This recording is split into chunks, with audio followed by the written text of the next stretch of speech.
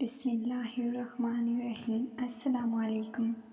Welcome to my YouTube channel ابھی کہانی star. Please subscribe my channel. مجھے بچپن سے ہی شادی کا بہت شوق تھا اور اب میری شادی میں ایک ہفتہ باقی تھا جب میری ساس نے آ کر کہا مجھے ان کے خاندان کی رسم و رواج کے مطابق شادی سے پہلے 3 دن ان کے گھر گزارنے ہوں گے۔ میں اپنی ساس کے ساتھ اپنے ہونے والے سسرال چلی گئی۔ وہاں جاتے ہی پہلی رات میں نے دیکھا میرا ہونے والا شوہر تو میرے سامنے ہی آتی لڑکیوں کے ساتھ۔ میری تو شرم سے نگاہیں جھک گئی۔ میں سوچ بھی نہیں سکتی تھی میرا ہونے والا شوہر۔ شادی کے نام پر تو میں بچپن سے ہی بہت خوش ہو جایا کرتی تھی۔ مجھے شروع سے ہی شادی کا بہت شوق تھا۔ میں اپنی اماں کے لال رنگ کے جوڑے نکال کر اپنے اوپر سجا لیتی اور ہر وقت دلہن بن کر بیٹھ جاتی۔ جیسے جیسے میں بڑی ہوتی جا رہی تھی میرا شوق تو بڑھتا جا رہا تھا۔ جب میں 16 سال کی ہو گئی گھر میں مجھ سے بڑی 2 کماری بہنیں تھیں، لیکن ہر جگہ میری شادی کا ذکر ہوتا تھا، لیکن میں نہیں جانتی تھی میرا شادی کا وقت قریب آئے گا تو میری قسمت میرے ساتھ ایسا کھیل کھیلے گی جس کے بارے میں نے کبھی سوچا بھی نہیں تھا۔ میری بہنیں مجھے تنگ کرنے کو کہتی کہ شادی تو ایسے لگتا ہے جو کھائے وہ پچھتائے، جو نہ کھائے وہ بھی پچھتائے۔ یہ سن کر میں زور زور سے ہنسنے لگتی۔ مجھے پورا یقین تھا میری شادی ایک بہترین جگہ پر ہوگی، کیونکہ مجھے شروع سے ہی شادی کرنے کا بہت شوق تھا اور مجھے یقین تھا میں اپنی شادی کو مکمل طور پر نبھا سکوں گی۔ لیکن ضروری نہیں ہے جیسا ہم سوچیں ویسا ہی ہمارے ساتھ ہو۔ کبھی کبھی انسان کے ساتھ وہ کچھ ہو جاتا ہے جس کے گمان میں بھی نہیں ہوتا۔ میری بڑی بہن جو 20 سال کی تھی اس کے لیے رشتے آنے کا سلسلہ شروع ہوا۔ اسے زیادہ مجھے خوشی ہوتی تھی اور بہت خوش ہو کر بہن کے ساتھ ساری رات تیاریاں کرواتی اور پردوں سے جھانک جھانک کر آنے والے مہمانوں کو دیکھا کرتی۔ مجھے شادی والے گھروں میں جانے کا بہت شوق تھا۔ وہاں جو عورتیں ڈھول بجا کر گاتی مجھے بہت مزہ آتا۔ ہمارے گھر میں ان چیزوں کو زیادہ پسند نہیں کیا جاتا تھا، لیکن مجھے شادی گھر میں لڑکیوں کے مزے کرنا اچھا لگتا تھا، اور ہمارے گھر تو لڑکیوں والے کمرے میں لڑکوں کا داخلہ ہی بند ہوتا تھا۔ مزے کرنے میں تو کوئی مسئلہ نہیں ہوتا تھا۔ میری بڑی بہن کی شادی بھی ایسے ہی خاندان میں ہوئی تھی جہاں ہر چیز پر بہت خیال رکھا جاتا تھا۔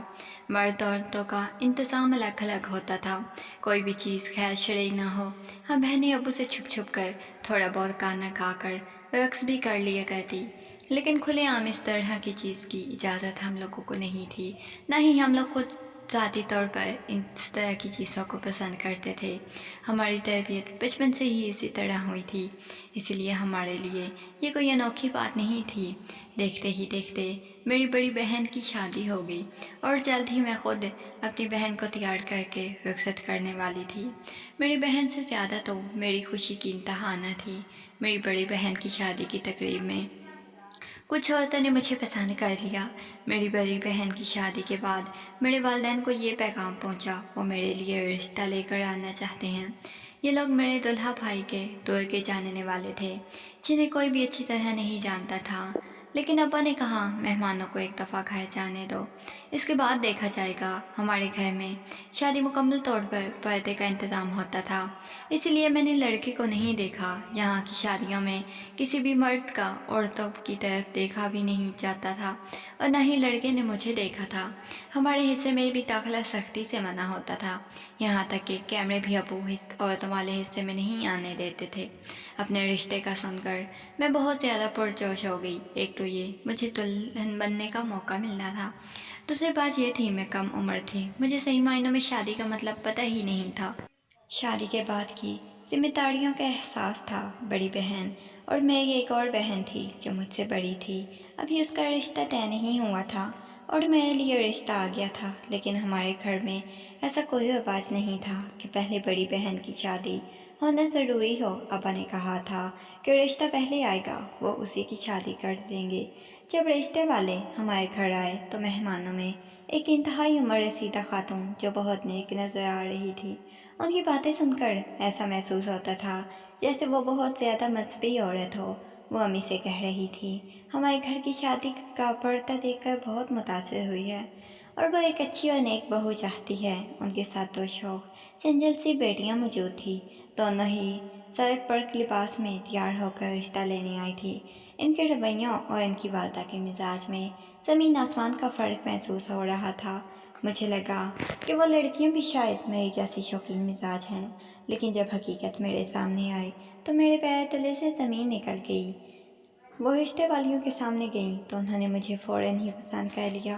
मुझे अपने पास बिठाकर बहुत सारी बातें की और अब्बा से कहा इन्हें मैं बहुत पसंद हूँ और वो शादी की बात आगे बढ़ाना चाहते हैं। इन्हें शादी में कुछ भी नहीं चाहिए, सिर्फ दो जोड़ों में लड़की को ब्याह दिया जाए। लड़के की माँ की हर बात से ऐसा लगता था जैसे वो सादगी को पसंद करती है। वो इंतहाई नरम आवाज़ में नज़र झुकाकर मेरे वालिद से बात कर रही थी। अब्बा ने कहा पहले वो लड़के को देखेंगे और सारी मालूमात हासिल करेंगे, जब भी शादी की कोई बात होगी। वो लोग खुशी खुशी राज़ी हो गए, वापस चले गए। अब्बा ने दुल्हा भाई से इन लोगों के बारे में पूछा जो बहुत दूर के रिश्तेदार हैं। वो इन्हें ज़्यादा तो नहीं जानते, लेकिन लड़का अच्छा है, अच्छी नौकरी करता है। अब्बा ने जितने भी लोगों से मालूमात हासिल की, लोगों ने यही कहा वो ठीक है। और अब्बा खुद भी मेरी सास की बातों में बहुत मरूब हो गए थे। वो जिस तरह दीनदारी की बातें कर रही थी, उनकी बातों से सादिक आती कि कब्र का हाल तो सिर्फ मुर्दा ही जानता है। मुझे इनकी हकीकत का अंदाज़ इस वक्त हुआ जब मैंने सब अपनी आंखों से खुद देखा। अब्बा ने काफ़ी सोच विचार करने के बाद मेरे रिश्ते की हामी भर ली। मेरी खुशी देखने लायक थी। मेरे पाँव ज़मीन पर नहीं टिक रहे थे। मेरी बहनें मुझे छेड़ छेड़ कर मजाक उड़ा रही थी। सभी लोग जानते थे मुझे बचपन से दुल्हन बनने का किस कदर शौक़ है। जैसे जैसे शादी के दिन करीब आए, घर में तैयारियां ज़ोर पकड़ती जा रही थी। मैं खुद ही गाने गाती, रक़्स करती। ना मैंने आने वाली ज़िंदगी के बारे में सोचा था, ना ही दूल्हे के बारे में। मुझे तो बस मेहंदी लगाकर अच्छा से तैयार होकर दुल्हन बनकर बैठ जाऊंगी। बहुत सारे लोग मेरी तारीफ़ करेंगे। मेरे लिए शादी का मकसद बस इतना ही था। शादी से कुछ दिन पहले मेरी सास ने आकर मुझे एक अजीब सी बात कही कि इनके घर में ये रिवाज है, शादी से 3 दिन पहले दुल्हन अपने ससुराल आकर रहती है ताकि वहाँ के तौर तरीके देख सके। ये बात सुनकर मेरे अब्बा ने कहा हमारे यहाँ ऐसा कोई रिवाज नहीं है। हमारी बेटी आखिरी दिन हमारे घर में गुजारे तो अच्छा होगा। लेकिन अम्मा ने मौके की मुनासबत देखकर उन्हें कोई हर्ज नहीं है और मुझे भेज दिया। अम्मी को लग रहा था कहीं मेरी सास इस बात का बुरा ना मान जाए, फिर ये बात मेरे लिए सारी ज़िंदगी का ताना ना बन जाए। इसलिए अम्मी सबको यही समझाया कि सिर्फ 3 दिन की तो बात है, फिर इसे सारी ज़िंदगी गुजारनी भी तो इन्हीं लोगों के साथ है, तो अभी जाने दे जाए। यूँ मैं शादी से पहले अपना थोड़ा सा सामान उठाकर अपनी सास के हमरा अपने ससुराल चली आई। मैंने तो सोचा भी नहीं था शादी से पहले ही अपने ससुराल जाऊंगी। वहाँ सबने मेरा बहुत अच्छे से इस्तकबाल किया और मुझे रहने के लिए एक कमरा दिया गया। ये सब लोग मेरी बहुत आवभगत कर रहे थे, मुझे अपने घर के मुख्तलिफ़ तरीक़ों के बारे में बता रहे थे। मेरी सास ने मुझे बहुत सारे रिश्तेदारों से मिलवाया। अपने घर में वो बिल्कुल भी वैसी नहीं लग रही थी जैसी वो हमारे घर आते ही वक्त होती थी। घर में फुल आवाज़ में गाने चल रहे थे। जहाँ तक मेरा ख्याल था, पास पड़ोस वाले भी आवाज़ से परेशान थे, क्योंकि हर थोड़ी देर बाद घर का दरवाज़ा बजता, कोई ना कोई पड़ोसी इल्तिजा करता इस म्यूज़िक की आवाज़ को थोड़ा कम कर दिया जाए। अब तो तेज़ आवाज़ की वजह से मेरे सर में भी दर्द होने लगा था। ऊपर से गाना चल रहा था जिसमें वाहियात किस्म के फ़िक्रे मौजूद थे। पूरा दिन अजीब गहमा गहमी में गुजर गया। मैंने अभी तक अपने दूल्हे को नहीं देखा था। सब ने ही बताया था आज आखिरी दिन दफ्तर गया है, इसलिए थोड़ी देर से वापस आएगा। मैं इस नए घर नए माहौल में बहुत सुगड़ी सिमटी बैठी हुई थी। मेरी सास बार बार आकर कहती सब मेहमानों के साथ एंजॉय करो, शादी का घर है। ये सब तो चलता है। रात होते ही मेरे ससुराल में अजीब सी महफिल सज गई और उधर ढोल बजाने लगी। मुझे भी दरमियान में बिठा दिया गया। सब लोग ढोल बजा बजा कर गाने गा रहे थे। कुछ लड़कियां रक़्स कर रही थी। मुझे तो शुरू से इस तरह की चीज़ें बहुत पसंद थी, लेकिन एक हद तक मैंने ये सब भी नहीं देखा था, इसीलिए मैं आराम से बैठी रही। लेकिन इससे आगे जो हुआ मेरी बर्दाश्त से बाहर था। कुछ चीज़ें शायद सिर्फ सोचने में अच्छी लगती हैं, लेकिन जब वो हमारी नज़रों के सामने होती हैं तो हमें पसंद नहीं आती। आज मेरे साथ भी कुछ ऐसा ही हो रहा था। मुझे हमेशा से लगता था کہ بہت مزہ آتا ہوگا، لیکن یہاں بیٹھ کر مجھے عجیب سی بے چینی ہو رہی تھی۔ مجھے کچھ اچھا نہیں لگ رہا تھا، بلکہ ایسا محسوس ہو رہا تھا جیسے ان آوازوں سے میرا دل بند ہو جائے گا۔ ایک دم سے میری نظر دروازے پر پڑی جہاں میرا ہونے والا دلہا اندر آ رہا تھا۔